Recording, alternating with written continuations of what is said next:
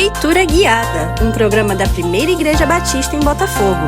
Este é seu encontro diário com as Escrituras Sagradas. Acompanhe agora o nosso estudo de hoje. Amado irmão, graça e paz do Senhor Jesus, vamos para a leitura do capítulo 8, verso 30 ao verso 35 de Josué e também para o capítulo de número 9. O verso 30 diz, então, que Josué edificou um altar ao Senhor, Deus de Israel, no Monte Ebal, um monte ali, aquele monte da maldição, né, que foi designado por Moisés em Deuteronômio 11, 29, mas que também foi realizado ali um processo de aliança com Deus lá em Deuteronômio 27 e 28. No verso 32 diz que Josué escreveu ali em pedras uma cópia da lei de Moisés que já havia sido escrito diante dos filhos de Israel, né? Todo Israel com seus anciãos e seus príncipes e seus juízes estavam de um e de outro lado da arca perante os levitas e sacerdotes que levavam a arca da aliança do Senhor, como tanto estrangeiros como naturais. Metade deles em frente do monte Gerizim, outra metade em frente do monte Ebal, como Moisés, servo do Senhor, outrora ordenara que fosse abençoado o povo de Israel. Depois, leu todas as palavras da lei, a bênção e a maldição, segundo tudo o que está escrito no livro da lei.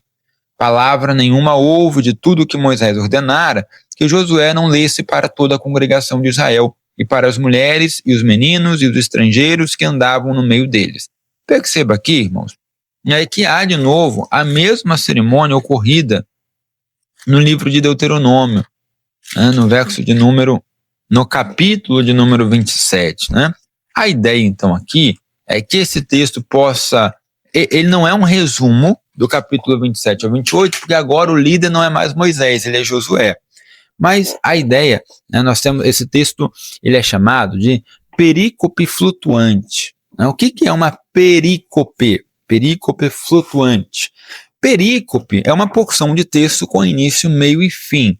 Então a gente vê aqui que do verso 30 até o verso 35 nós temos uma história fechadinha, completa, que é diferente da história do capítulo 8, que até o verso 1 e até o verso 29 fala da conquista de Ai. Do verso 30 até o verso 35 já é uma outra história sem relação com essa conquista. Então ela é uma perícope fechada. E ela é flutuante porque, a depender dos manuscritos antigos, né, ela se encontra em outras porções do livro de Josué, por exemplo, no capítulo 5. Faz sentido, irmãos, que essa parte do texto ela fosse localizada lá no capítulo 5. Por quê? O povo passou o Jordão, e quando eles passam o Jordão, então eles vão celebrar ali uma aliança com o Senhor, um voto ao Senhor, lendo a lei com o povo entre ali a arca da aliança. Então, seria uma realização da aliança ao passar o Jordão, que faria muito sentido, né? E aí celebraria também as outras partes do texto do capítulo 5, que são a celebração da Páscoa, a circuncisão. Então parece que após ler o livro da lei, o povo se circuncidou e celebrou a Páscoa. Faria sentido então que esse texto tivesse no capítulo 5.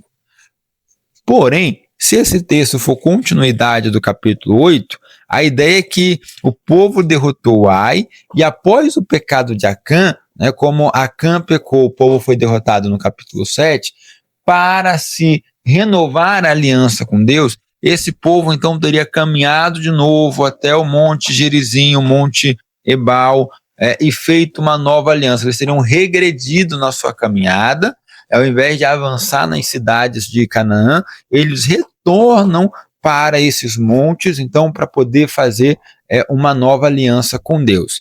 Seria um caminho meio estranho de se fazer, né? Não faz muito sentido o povo retornar para esses montes para poder fazer uma aliança com Deus, embora até tenha sentido o fato de que depois de uma queda renova-se a aliança. Mas eu sou a favor de colocar esse texto no capítulo de número 5, porque eu acho que ele dá um entendimento melhor à leitura do livro de Josué. Fato é que o povo aqui celebra então de novo uma aliança com Deus, né? E Josué então de novo é assemelhado a Moisés, porque assim como Moisés leu a lei, escreveu a lei em pedras, escreveu para o povo, liderou a cerimônia de aliança com Deus 2 vezes, primeiro no Monte Sinai, depois em Siquém, entre o Monte Ebal e Gerizim, agora Josué celebrava uma aliança com o Senhor, né, liderando esse povo para essa aliança. Ou seja, Josué aparece aqui agora fazendo o mesmo ato de liderança de Josué. É mais uma ideia que comprova que a liderança de Josué foi tão eficaz quanto a de Moisés. E aí vem então o capítulo de número 9. O capítulo de número 9, ele é uma consequência direta do capítulo de número 7, da derrota dos israelitas em Ai. Veja o que diz o verso 1.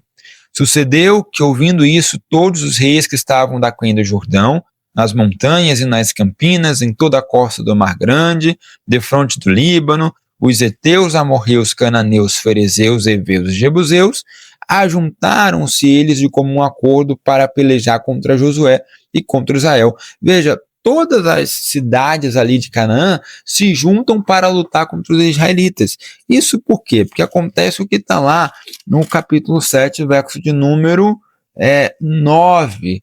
Né? Quando Josué questiona a Deus a derrota do povo, ele diz assim: ouvindo os cananeus e todos os moradores da terra, nos cercarão e nos desarraigarão o nosso nome da terra.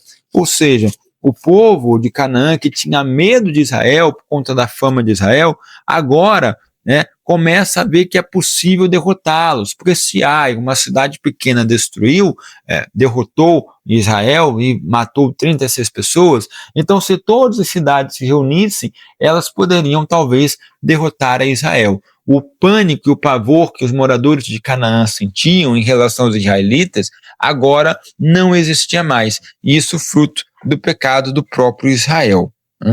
Porém, essa foi a ação dos moradores de Canaã, se juntar para guerrear. Aí o texto passa a contar a história de um outro povo, os moradores de Gibeão, que eles não vão lutar contra Israel, eles não vão escolher a luta como modo de sobrevivência, mas eles vão se adequar, se acostumar ali ao povo de Israel, vão tentar ali fazer uma aliança com esse povo. Então eles usam uma estratégia, eles se fingem de embaixadores, no verso 4, levam sacos velhos sobre os seus jumentos, odres de vinhos velhos, rotos e consertados, nos pés sandálias velhas e remendadas, roupas velhas sobre si, e todo o pão que traziam para o caminho era seco e bolorento. Ou seja, eles se passam como moradores de uma região muito distante, porque a ideia de levar roupas velhas é de que essas roupas teriam se estragado ali, se envelhecido na viagem. E é o que eles vão dizer no verso 6, olha. Eles procuram Josué e diz: chegamos de uma terra distante, fazei, pois, agora aliança conosco. E repara no verso 9 que eles vão contar a fama de Israel. Veja, teus servos vieram de uma terra muito distante por causa do nome do Senhor teu Deus, porquanto ouvimos a sua fama e tudo quanto fez no Egito, tudo quanto fez aos 2 reis dos amorreus que estavam da além do Jordão, Seom, rei de Esbom, Og, rei de Bazã, que estava em Astarote. Pelo que nossos anciãos e todos os moradores da nossa terra nos disseram: tomem com vocês provisão alimentar para o caminho e vão ao encontro deles. E digam-lhes: somos vossos servos, fazei, pois, agora aliança conosco. Veja que eles estão bajulando a Israel. Eles estão trazendo a fama de Israel, contando esta fama. E Israel acede a essa bajulação. Ou seja, o perigo da bajulação. E o povo de Israel vai agir com tolice, porque ele vai dar ouvidos a isso. Quem aceita a bajulação, irmãos, tem uma raiz de orgulho no seu coração. A gente já viu isso acontecer no capítulo 7. E o povo vai cair nesse problema de novo. Lá em Provérbios, capítulo 29, verso 5, diz que quem adula o seu próximo está armando uma rede para os pés dele. Ou seja, olha o perigo aí, da bajulação. Ele é uma armadilha. Lá em Salmos 12, verso 2 e 3, menciona que Os lábios bajuladores falam com segundas intenções e mentiras, agindo como veneno, que neutraliza a capacidade de julgamento da pessoa. Ou seja, funciona como uma anestesia mental. É isso que está acontecendo com Israel. Eles estão sendo anestesiados, né? Eles estão sendo envenenados e eles não conseguem julgar, discernir de fato o que está acontecendo, né? Então, Josué vai celebrar uma paz com esse povo lá no verso 14 e no verso de número 15. Mas perceba o verso 14 com uma advertência. Olha, então os israelitas tomaram da provisão, daquilo que foi entregue pelos gibeonitas, e não pediram conselho ao Senhor. Mais uma vez acontecendo isso, o povo independente, o povo autônomo, o povo sem obedecer a Deus.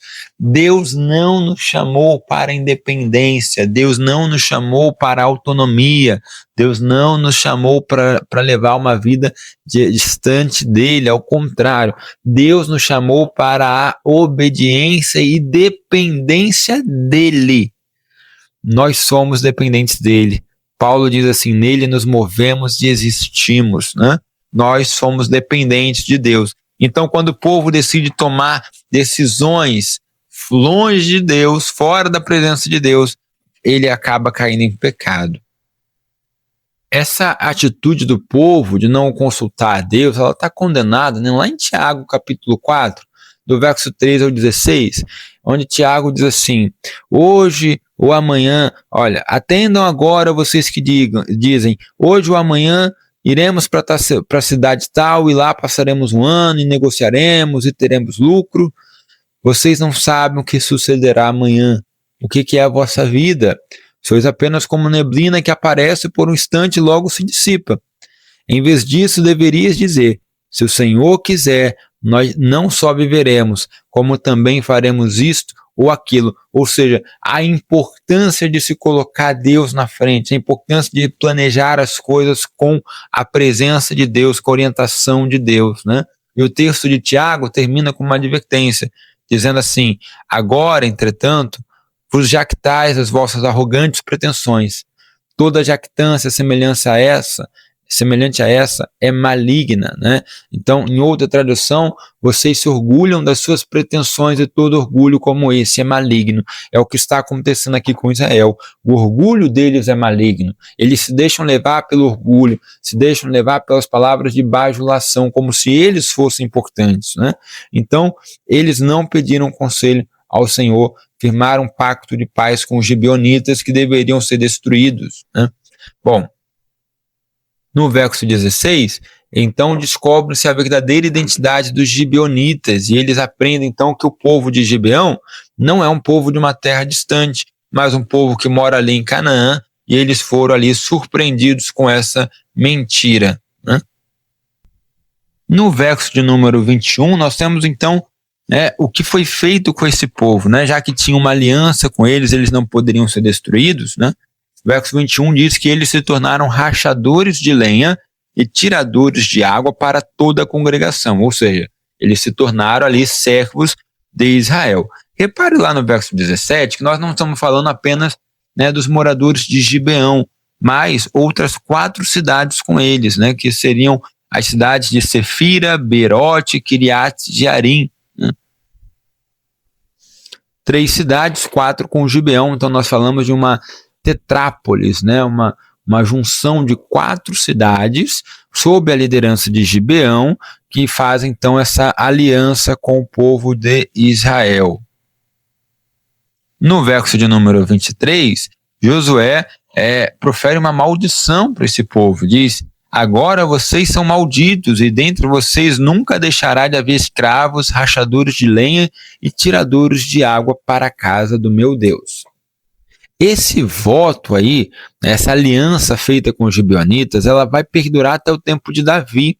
Inclusive, Saul vai tentar exterminar os gibeonitas, né? E por conta dessa maldade de Saul em acabar com esse pacto, né, não levar em conta essa aliança, no tempo de Davi, Israel passa por uma grande fome que dura 3 anos.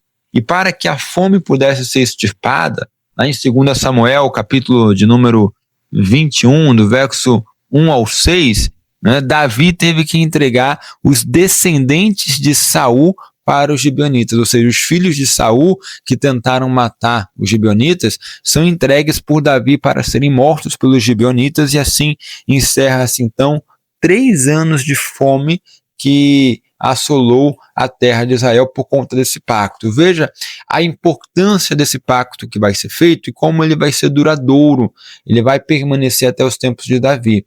Ou seja, nós precisamos, irmãos, tomar cuidado quando nós fazemos as coisas, quando nós decidimos as coisas sem a presença de Deus. Esse texto do capítulo 9 nos adverte sobre isso, né?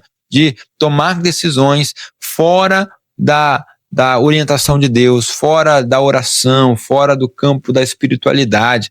Tudo o que nós vamos fazer na nossa vida precisa receber a orientação de Deus. Tudo o que nós vamos decidir, toda a porta de trabalho que nós vamos aceitar, todas as oportunidades de mudar a nossa vida precisam ser resolvidas em oração, antes de tudo em oração, para que a gente não deixe se contaminar por um coração enganoso, um coração idólatra, um coração orgulhoso. O povo de Israel, então, vai aprender aqui que não poderiam estar em Canaã levando uma vida independente sem a presença de Deus. Finalizamos aqui, então, nossa leitura do capítulo 7, 8 e 9, que Deus abençoe sua vida, que Deus abençoe sua casa, e nos vemos em breve em outro episódio do programa Leitura Guiada.